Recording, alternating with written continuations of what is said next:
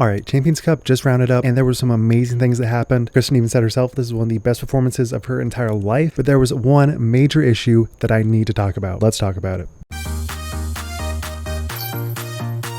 So I'm recording this literally on a beach, so if there's any issues with my audio quality, I apologize. Alright, just a brief summary of what happened at Champions Cup. So on FPO, you have Kristin totally dominating, getting redemption from last year, not letting that weird caddy error come into play. She totally showed everyone up with a 14-stroke lead. And not only that, but she actually got the hot round of the day in her final round when she definitely did not need to. She is just that good of a player. And I think she had so many nerves going into this that she did not want to give up a single inch. And so she was very stressed, wanted to perform her absolute peak. Kristin even mentioned this was one of the best performances she's had her entire life. It feels good to play one of the greatest tournaments I've ever played in my life here. And so I think this is really the redemption arc that she needed, having a slow start, which is hilarious because even a slow start is still 2 wins on the season. But more importantly, she just really needed to get redemption for last year and how that all ended up. And I really hope we get to see more of this version of Kristin in the future because wow, she is so good, so consistent. There wasn't a single drive that I was nervous or worried that she was going to hit all the trees in the world or not able to scramble out of a certain tree line. She had so much confidence the whole way through. She had her very consistent backhand, very consistent forehand. Her putt was dialed. And I think it is pretty safe to say that she'll be the best FPO player in the world for a very long time, assuming that she still plays in the US next year, which I really hope that she does, but we'll see. And then on MPO, you may think looking at the scorecard there was a bit of a snooze fest, but there was actually a lot of stroke separation happening, especially in the first couple of holes, and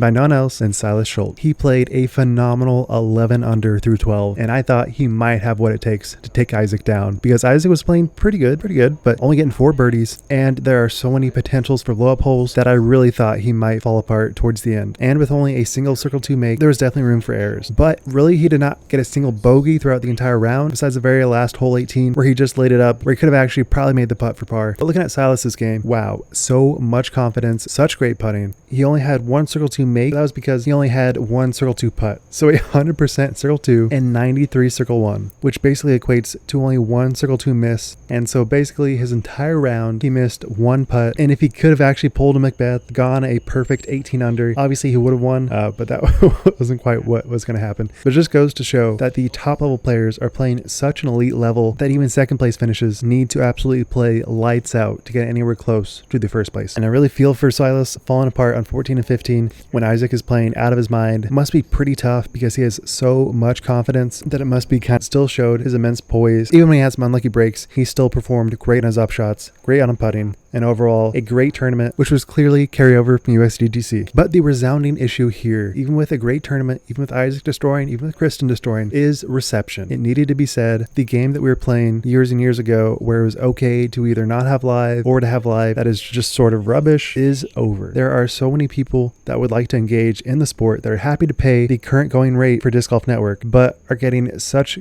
terrible coverage, getting so many dropouts that we just cannot allow this to be a part of the pro package of disc golf. There's so much money in the sport. There are a lot of funds allocated to great equipment, but yet we're not able to have a stream on this course that allows people to actually watch every single throw without ever having pixelated moments. And it was so comical that people were like, I saw a couple pixels, and in final round there was a throw that Silas had where he hit dead center chains on his drive, nearly aced it, but it was so pixelated that you really couldn't make out that much. There's just so little information because it's all blocky, all chalked up. The resolution is like 144p, and this needs to be fixed. Basically, what I propose here is a cell tower that is mobile, aka a cow, which is a cell on wheels. There is a lot of instances in the past where people have used this for times where there is a difficulty in getting high-speed bandwidth, especially in crowds. Verizon actually used this for the Super Bowl, and it does require a $70,000 investment, which may sound out of reach at the moment. But if the Disc Golf Pro Tour truly values great bandwidth and great viewing experiences, then they must consider getting this to improve bitrate, to improve the live stream experience, because right now it is honestly terrible. I defend it, but there's really not that much to defend. It is a truly terrible watching experience, and for a major event, this is basically just unheard of for any other sport, and it makes me feel like the sport is 10 years behind of where it actually is. There are multiple multi-million-dollar deals, but yet we can't afford a $70,000 rig to provide adequate bandwidth to watch these tournaments. And this has major implications for advertisers. Let's say you're an Innova or a Prodigy. Would you want to have your brand name attached to a product that you literally can't even watch? Probably not. And I definitely don't foresee them dropping their advertising budgets digits on live streaming, but I think there is a huge amount of people not watching current coverage because it is just so spotty, especially at W.R. Jackson. And we are definitely not done with these wooded courses, so when it gets to an Idlewild or a Northwood Black where spotty coverage is an inevitability, then we need to come up with better solutions than what we currently have right now. And if that requires fiber optic cables or, like I mentioned, a cell tower, we really need to dive into the logistics of this product and see if it does work on tour, because right now it is just not working. Let me know what you guys think, and if you do have any other issues with the current coverage, I would love to hear about it. Thank you guys for watching. Make sure to subscribe.